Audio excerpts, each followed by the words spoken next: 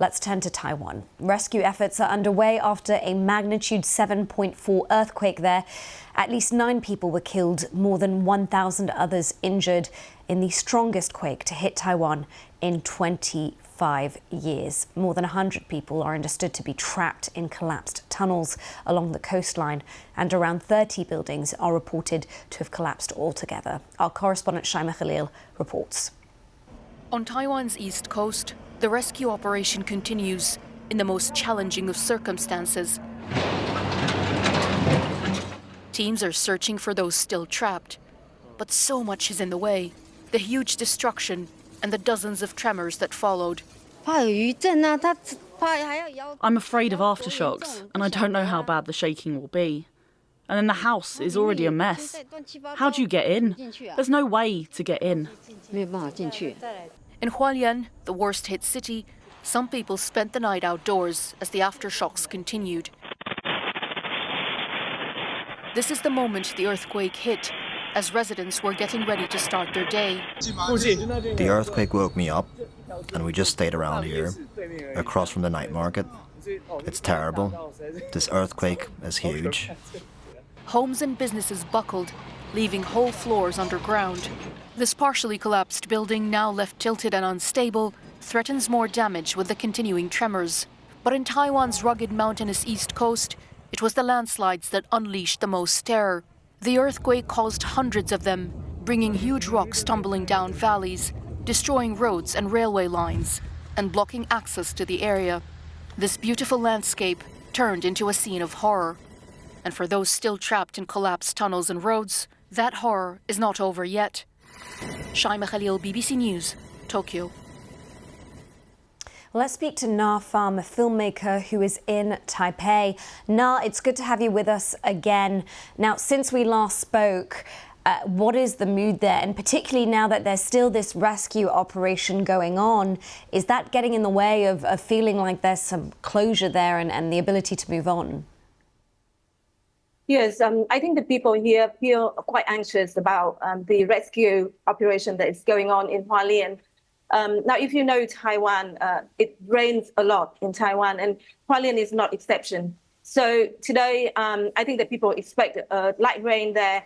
And with the terrain in Hualien, it's going to be very difficult for rescue workers to get into the areas that people are trapped in the rubble. And also in mountainous areas, is also with fallen rocks. There's another danger for people to access the area, to put themselves in that risk of being squashed by the rocks as well.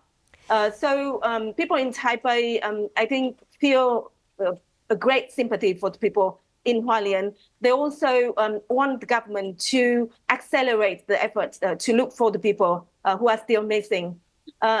Besides that, I think the life in Taipei has returned to normal. Walking around the city, you'll see that nothing changed. You know, people don't talk much about the earthquake. They've been very resilient for many reasons, and they say so in face of this disaster. Yeah, that's really interesting. You did say that yesterday, that you were really struck by the resilience of the people around you. Clearly, that's still the case as the aftermath becomes clearer. They are saying that this is the worst quake in 25 years. Is that registering in people's minds? Definitely. People of older generations yesterday all talked about how they witnessed the earthquake back in 1999. I spoke to a man who actually was in Taichung when the earthquake happened back then. And he said that it was a huge shock.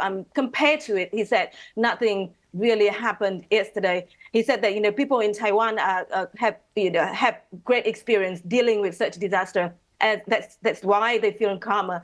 And also, there's been training, there's been efforts by the authorities to fortify buildings here and create a very effective procedure to deal with disasters such as earthquakes. So luckily, There was no major damages to the city compared to the last time. Let's go to Hualien, where our correspondent Rupert Wingfield-Hayes is there to speak to us. And of course, it's a city close to the quake's epicenter. Rupert, it's good to have you on.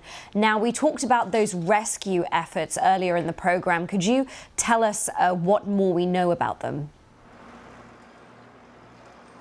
Yeah, I can. I mean, here in the middle of Hualien, you can see what's going on behind me here. They're shoring up this building that was partially brought down by the quake yesterday. Very sadly, someone died inside that building because of the quake. They were trapped inside there yesterday.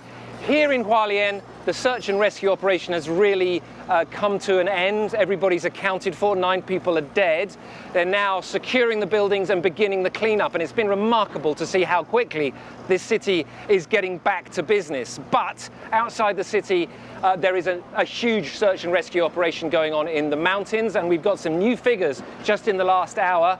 The authorities are now saying 42 people missing, but the number of people trapped up there in the valleys, not far away from here, has leapt from around 100 to they're now saying over 600. 646 people now confirmed as trapped.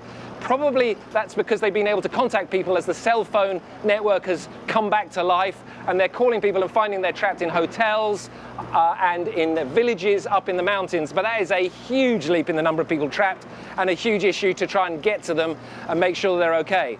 Yeah, that's a really high figure. We were actually just speaking to someone in Taipei who was telling us that people are watching and following this. What are the conversations you've been having there on day 2 of all of this? Well, I think it's really the sense of shock still. Many people, especially if you're under 30 years old, you've never experienced anything like this before, because the last time they had a big earthquake like this in Taiwan was back in 1999. So, you know, when you see pictures, you may have seen, people talking on TV saying, I was really scared, I didn't know what to do, it was absolutely terrifying. I think that's a very, very normal reaction because people are not used to an earthquake of this size, and even in Taipei yesterday, it was really, really a big shake. And the second thing is, however much Taiwan is in an earthquake zone, that people say they're used to earthquakes, when a big one like this hits, it is absolutely terrifying and traumatizing for everybody who experiences it. Right, Rupert, thank you for that. And of course, we'll have more updates for you